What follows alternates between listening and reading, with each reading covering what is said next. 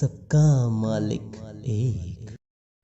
ओम साईं राम। बाबा को शत शत प्रणाम। मेरे अंदर साईं और आपके अंदर साईं को भी प्रणाम। बाबा हमेशा अपने भक्तों की रक्षा करते हैं। जब भी कोई मुसीबत आती है तो मैं आज आपको बताती हूँ कि बाबा ने कैसे हम लोगों की रक्षा की। एक बार हम 60-70 लोगों का ग्रुप शिरडी गया। हम 1 वीक रहे, आसपास घूमे। जब हमारी वापसी थी, जो ट्रेन हमारी वापसी की थी वो मनमाड़ से 12:30 बजे की थी। तो हमने 9:30 बजे शिरडी से मनमाड़ के लिए टैक्सियाँ पकड़ी। हमने 10 टैक्सियाँ पकड़ी है। हर टैक्सी में हम 7 लोग थे। जो हमारी वाली टैक्सी थी उसमें हम लेडीज़ थे, 7 लेडीज़ थे।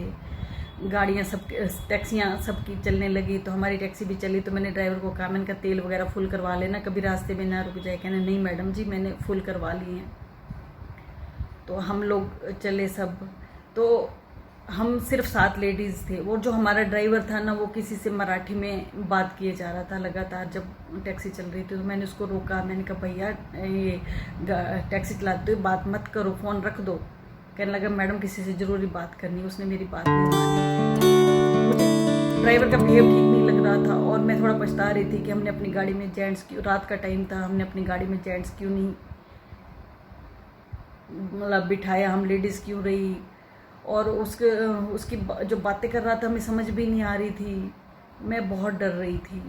हम कुछ आगे चले, गांव के पास पहुंचे तो एक पेट्रोल पंप में उसने गाड़ी रोकी। तो मैंने कहा भैया किस लिए रोकी पेट्रोल? तो मैंने तुम्हें कहा था, तुमने कहा था फुल है। तो कहने लगा कि मैडम थोड़ी कमी है। और वो थोड़ा नीचे उतरा तो उसके पास 3 कुछ लड़के आगे आपस में मराठी में बात की 1-2 मिनट के लिए। और अब तो मेरा जो शक था वो विश्वास में बदलने लगा। और मैंने, जो मेरी संगत थी वो सारी मोस्टली बुजुर्ग थी, 60 ही थे। मैंने कहा इनसे बात करूँगी ये डर जाएंगे, कभी मेरा वहम भी ना हो। पर मैं बहुत डरी जा रही थी। बाबा से प्रार्थना कर रही थी कि बाबा कुछ अनहोनी ना होए। मैं इन लोगों को शिरडी लेके आई हूँ, मेरी जिम्मेवारी हैं ये लोग। और मैं अपनी संगत को भी थोड़ा फ़ोन मिलाने की कोशिश कर रही थी, नहीं मिल रहा था, नेटवर्क कुछ बिजी जा रहा था, कुछ प्रॉब्लम जा रही थी। तो हम अब आगे चले थोड़ी दूर।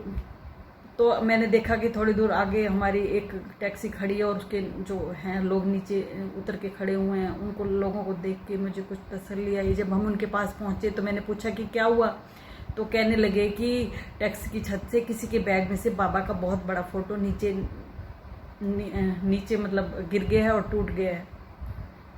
मैं समझ गई कि बाबा रक्षा करने आए हैं, हमारा कुछ गलत होने वाला था। बाबा गिर के टूटे हैं। बाबा ने जो कष्ट था अपने ऊपर ले लिया। इस ड्राइवर की जो नीयत थी वो ठीक नहीं थी। बाबा वो खुद हैरान थे कि बंद बैग में से फ़ोटो कैसे निकली। तो ये बाबा, अगर बाबा की फ़ोटो ना गिरती तो ये लोग ना इकट्ठे होते। इनको आवाज़ आई, बहुत ज़्यादा टूटने की कुछ आवाज़ आई, तभी टैक्सी रुकी भी, क्या हुआ। और ये सब रुक गए। तो मैंने कहा जो भी पीछे भी गाड़ियाँ हैं तो रुक जाओ। पीछे 1-2 गाड़ियाँ थी, हम रुक गए तो वो गाड़ियाँ पीछे से आ गई। हम सब लोग फिर साथ चले। सच में बाबा ने कैसे मुसीबत में हमारी रक्षा की। अगर सच में मैं आज भी वो सीन याद करती हूँ ना कि अगर ऐसा ना होता, बाबा की तस्वीर ना गिरती तो कैसे क्या हो सकता था।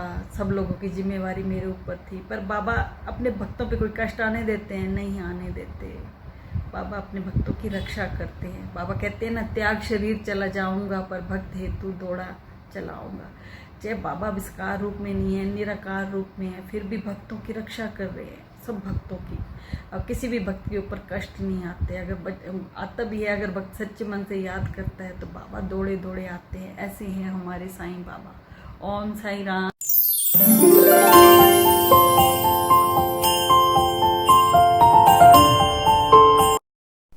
मेरा साई मेरी अनुभूति।